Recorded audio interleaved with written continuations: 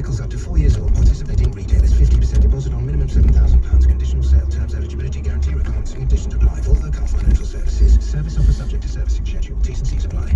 Check in with those you care about and create a smile when they need it the most. With Sing Flowers. Amazing every time.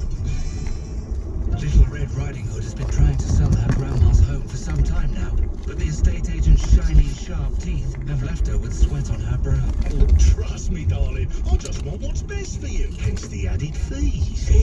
However, she spoke to the friendly team at Property Rescue, who cut out the middleman and guaranteed a sale in as little as 48 hours with no fees whatsoever. Fast forward to living happily ever after. Visit propertyrescue.co.uk. Property Rescue. Fast forward to sold. The Eddie Mayer Show. Call 0345 6060 973. Tweet at LBC. Text 84850. This is LBC. The whole world is having a COVID crisis, but right now, India is suffering more than most. It's recorded the highest one-day tally of new COVID cases anywhere in the world, and India's highest number of deaths in the space of 24 hours.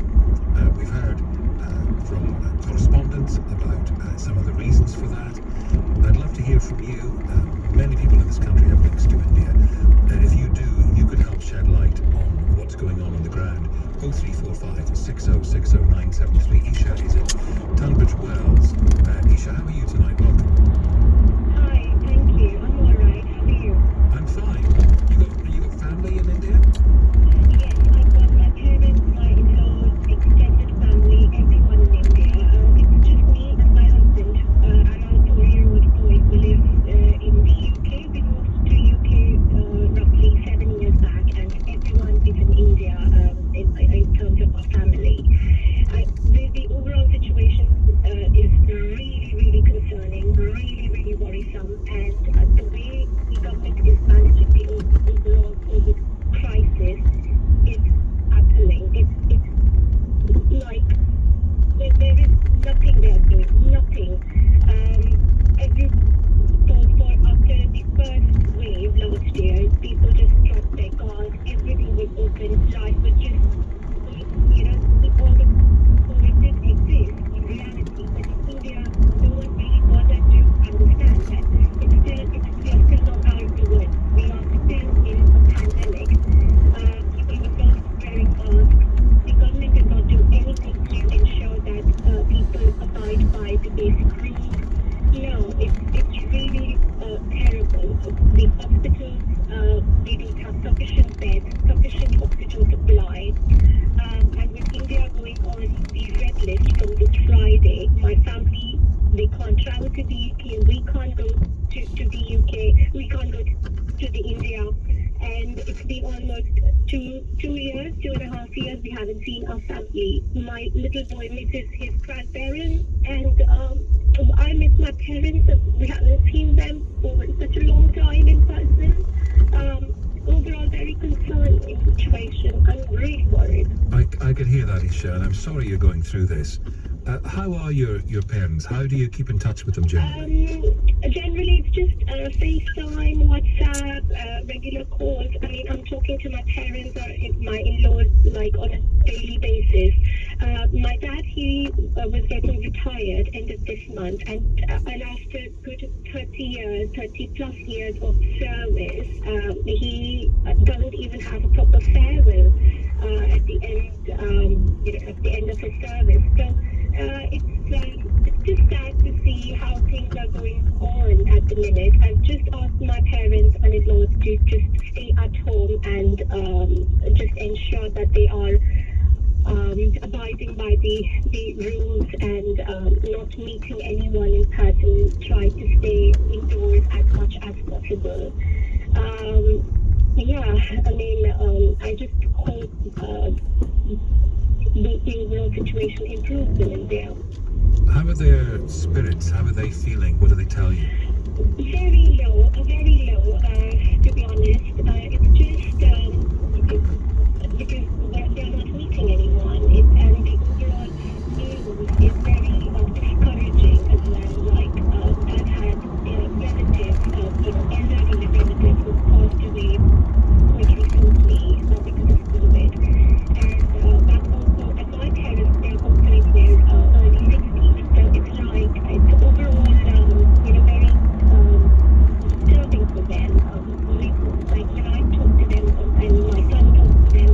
basis.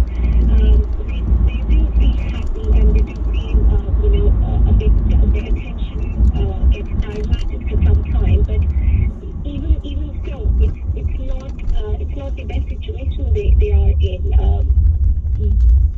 They have very low spirits at the minute. Isha, it's very nice to hear from you. I hope your family stay well and safe. I'm sure they're following your instructions and staying indoors. But you're right, it's extremely worrying. We will hear from as many listeners as possible between now and 70345 6060 Aisha is in Hackney. Hi, Aisha. How are you getting on? Hi, I'm fine, thank you. So I am Indian. My family is in India, in the region of Gujarat, and predominantly in a very small village in Gujarat. And the situation there is absolutely horrendous. We've had so many sort of deaths in the village. Initially, the danger seemed to be in the city, and so the people that were living in the village, my family that live in kind of, they're farmers by trade, and they would avoid the city, and it feels relatively safe. But what's happened is slowly we've started seeing that COVID is sort of moving towards the villages as well, and it's spreading everywhere. And it was only a couple of months ago that we had a family member who died, and he was in his early 50s, so certainly no age to die, and he died of COVID. And there's this perception as well, which is also worrying. A lot of the people in the village, certainly the elderly, seem to think that if they go to the hospital, they are more in danger because of sort of it being a breeding ground for COVID, and so they're worried about that. They're worried about being left somewhere on a bed and not being treated. So some people are making the decision to stay at home and not to go to hospital, or not to have any sort of medical intervention if they feel ill. So that's also a worry as well. Yeah, I just get that sense from your description, Aisha, of them feeling relatively safe in the village, as people often do, especially during COVID, and the sense of it closing in on them and getting closer and closer, and as you say, members of the family dying now. Yeah, and the other thing that's also really worrying is that there's this distrust of the medical system and the medical infrastructure there as well. So people sort of tend to think, well, I'm not going to go for a vaccine, I'm not going to have the jab, and there's that mentality. Certainly with the older generation, I think there's general distrust as well because of the stories that go on about people going to hospital, not getting the treatment, being left to kind of just die in many cases, and that's what happened to my family member that was in hospital. And also the isolation that they feel in hospital as well. By nature in hospital, when somebody's taken to hospital in India, family members go and stay in hospital with them, and they have they have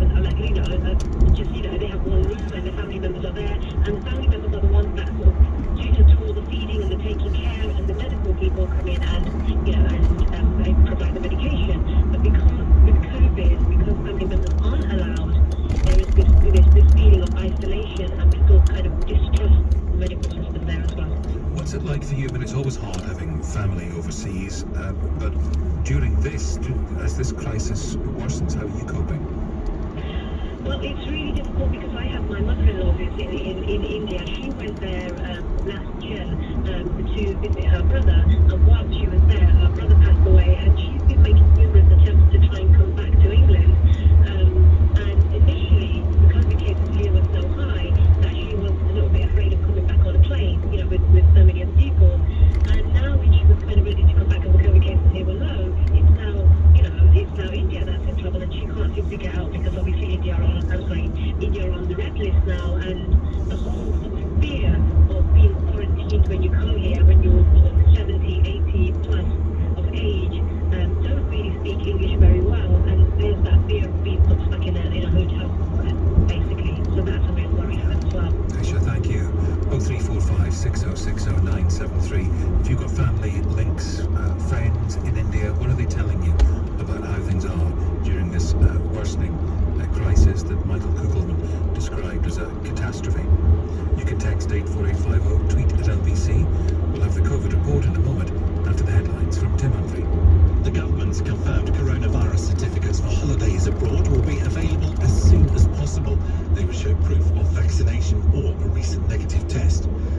presidents promised to cut carbon emissions in America by 50% by the end of the decade.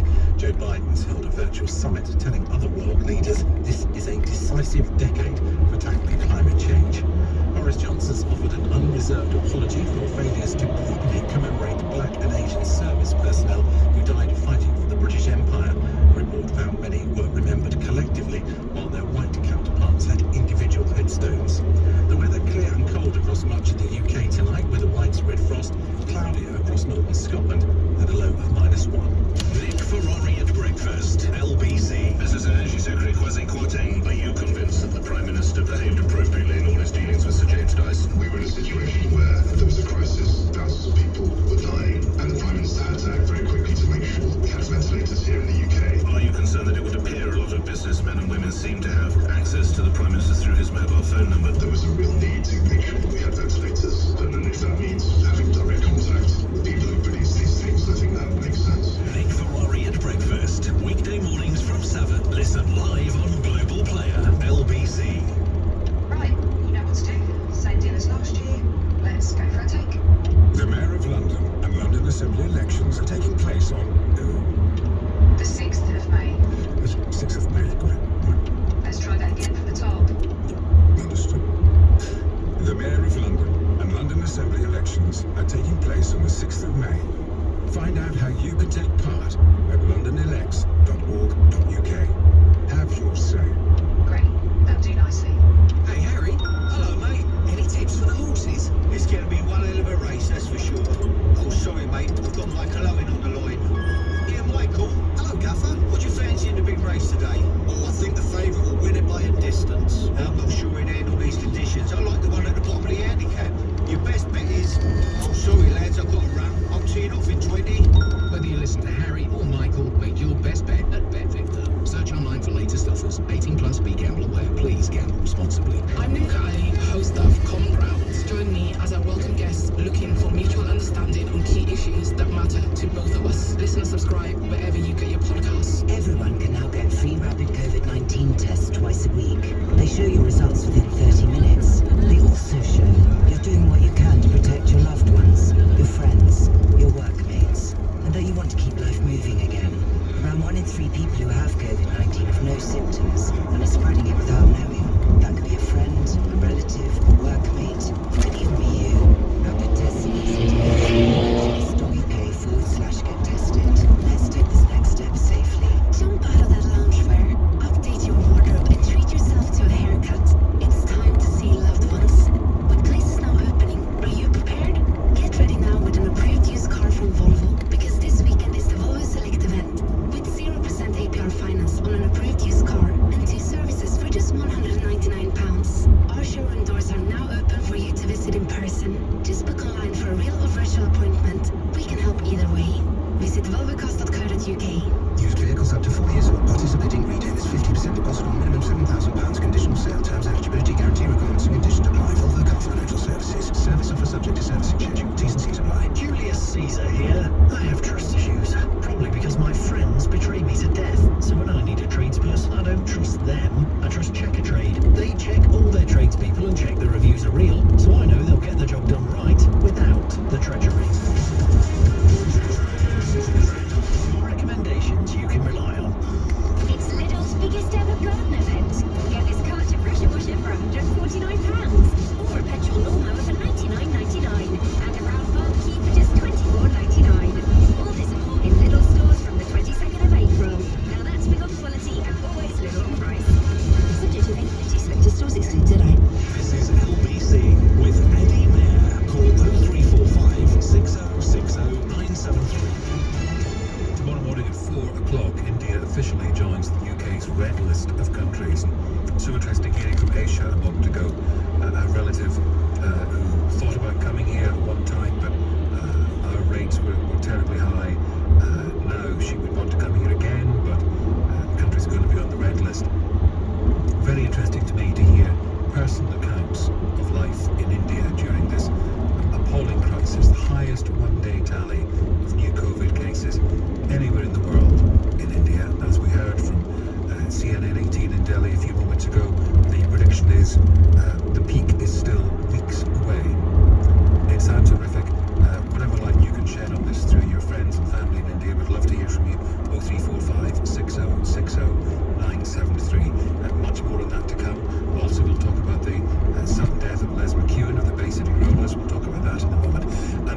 7 o'clock, COVID 1 year ago. Now, as always at this time, all the COVID headlines in one place. The COVID report from Laura Pratt. We could soon be allowed to jet abroad for our holidays this summer. COVID passports are being worked on as a priority, with the rules about travelling abroad in England due to change in less than 4 weeks. The certificates would show if we've been vaccinated or have tested negative before we can fly. But travel editor at The Sun, Lisa Minnow, says there's still a lot we don't know. I think it's a positive step forward, but we still don't have much clarity as to what form these passports are going to take. Are they going to be digital? In which case, what format is that going to be? And I think that's the huge challenge that's facing the government at the moment. It comes as a group of MPs say we need details about travelling abroad this summer as soon as possible. Hugh Merriman is head of the Transport Select Committee. He thinks it's important for passengers and airlines to find out which countries will be in which category of the government's planned traffic light system as soon as possible. If it is going to be May, then it's got to be the 1st of May. We can't then wait for the May elections for the 6th to occur, because then the industry and indeed passengers have only got a week's notice in able to fly. Now, a further 18 people in the UK have died within 28 days of testing positive for coronavirus. Official figures also show 2,729 new cases of COVID have been recorded. And on the vaccination front, more than 33.2 million people have now had their first jab, while more than 11.2 million have had their second. Coronavirus is also no longer the leading cause of death in England and Wales for the first time since October. It accounted for 9.2% of deaths. India, however, has reported the world's highest daily number of coronavirus infections. More than 300,000 people tested positive for COVID-19 in the latest 24-hour period. The country is currently dealing with a second wave of infections. Back in the UK, and food charity The Trussell Trust say the number of people using food banks has risen by a third in the last 12 months. They also handed out a record 2.5 million emergency food parcels across the UK, nearly a million of which went to children. Gareth Duffield is from the Trust. He says they don't know how much further they can stretch. Other food banks have been around for 5, 10, maybe even 15 years now. And one question we often ask ourselves is, when is enough enough? We can't see big increases year on year, and food banks and their communities cannot sustain that. And for the first time in 4 months, people in England and Wales can take their driving tests again. More than 450,000 tests had to be cancelled due to the pandemic. The COVID report from Laura Pratt. Now let's talk more about India. Amar is in Kingston. Hi, Amar. Do you also have family in India? How are you? I'm good. How are you? Not the best, but it's been a situation like India at the moment. Tell me about your friends and family there. So, I was born and brought up in India, in the UK for 17 years. Born in India, different parts of India, and just seeing this whole thing come across where they did pretty well in the first wave, managed it, seeing the size of the country, the demographic amount of people, and how it is. But it is completely just dropped their guard completely after November, December. Talked with friends and family who basically would send me photos of them partying and things like that and said, oh, we're over it. And I think the government is to blame, who just didn't bother. There's a big, I think personally that this whole thing, the government has to take responsibility of it, and they have a big part to play in this whole thing spiking like the way it has.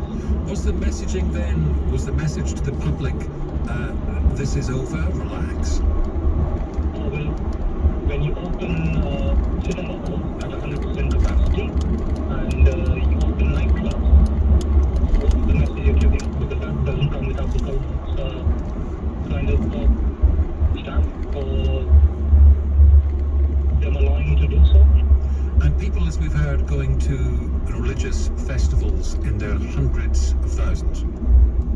Well, I think there's a couple of things which has caused this spike in different parts of India, Eddie, because, India is quite like big with diverse, and then there's states which are like literally countries in their own kind of structure and the way they are run. Like there's a lot of disjoint between the governments, between the state and the central government. And there's two things which shows you've had elections in India in certain states, and the big religious festival which is in one of the states now. Even till a week ago, there were rallies by the central government in the states where millions got together, and these were just rallies. The Home Minister was canvassing up to 2 weeks ago, where the situation had already started getting worse. So how can you not blame the government? Amar, thank you. Lots of people want to talk about this, as you can imagine. We'll get to more calls, texts and tweets before 7 o'clock. You can take part. Text 84850 and call 0345 6060 973. I want to talk a little more about the Bay City Roller singer Les McEwen, who in the last hour or so, it's been announced, has died at the age of 65. Caroline Sullivan is a music journalist and author of Bye Bye Baby, My Tragic Love Affair with the Bay City Rollers. Caroline, it's shocking news. Yeah, absolutely shocking. He was 65, but he was a very young 65. He seemed, when I last saw him 18 months ago, he seemed very hale and hearty. So, yes, truly shocking. How has he been? Obviously, people follow the Bay City Rollers as closely as you. They will know, but from the band's heyday, what has he been doing? He's basically spent, well, he had a bit of a solo career which didn't do very well, and then he put together his own version of the Rollers, which is basically him and other people who weren't Rollers, and he's pretty much been on the road constantly ever since. In fact, he was in the middle of booking another tour for later this year. What kind of a guy was he? He was... back in the 70s, during his heyday, he was quite prickly. He had a bit of a chip on his shoulder. I think he didn't quite know what to do with all this insane fame and the screaming girls, of whom I was obviously one. But he learned, I think, to relax and enjoy it when he became older. He let his sense of humor show. He was actually quite a nice person at the end. For the benefit of younger people, and I regret to say I'm surrounded by people who were asking me who the Bay City Rollers were. I'm the oldest here by about 150 years. Can you just, with your expertise, just put into context what they were all about and the impact they had? Well, they were the biggest British boy band of the 70s. They're from Edinburgh, and their shtick was they played on their Scottishness, which actually was why they made it so big in America, because they seemed terribly exotic, and they had about a dozen chart hits, 2 of which went to #1, and they were despised, obviously, by every boy in the entire country, but a lot of their hits have actually turned out to be very enduring, and they inspired the Ramones. Tell me about how you got into them. What did you like about them? Well, I was growing up in New Jersey, and I saw the Rollers. They were coming to America in 1975, and I saw a picture of them in a teen magazine, and I thought, oh my God, who are they? They're gorgeous. And I was absolutely smitten from that moment, and chased them around America for the next 4 years. And I was genuinely obnoxious. My roller friends and I were really, really obnoxious. We turned up everywhere they did. How many times did you see them live? About 15. And we followed them on planes. We went to gigs across America. We hung around outside their hotel rooms. I'm astonished that Les McEwen spoke to you after a track record like that. Well, actually, when I did this interview 18 months ago, I made sure not to mention our previous acquaintanceship. I couldn't actually tell whether he remembered me or not, but if he did, he was very quiet about it, and I was grateful. And for people who are not familiar with the Bay City Rollers back catalogue, where should they start? What's your favourite? Start with their arty disco album, which is called It's a Game, and from there go backward to the first albums, and whatever you do, listen to Bye Bye Baby, because it's their most enduring hit. Have you played it today already? Yeah, I have, I'm afraid, yes. Did you cry? a little tear might have escaped my eye. Good to see you. Thanks for talking to us. Caroline Sullivan, music journalist and author of Bye Bye Baby, my tragic love affair with the Bay City Rollers, and the sad news that Les McEwen, a lead singer, has died at the age of 65. 6:47, Tim Humphrey has the news. COVID certificates could be on the way to make it easier for us to go abroad this summer. The United States has committed to reducing greenhouse gas emissions by a half by 2030. A report has found pervasive racism could have led to a failure to properly commemorate hundreds of thousands of black and Asian service personnel who died in World War I. The weather clear and cold across much of the UK tonight, with a widespread frost, cloudier across northern Scotland and a low of -1. LBC Travel, I'm Anne-Marie Walsh. There are long delays on the M25 anti-clockwise. That's from junction 4 at Orpington.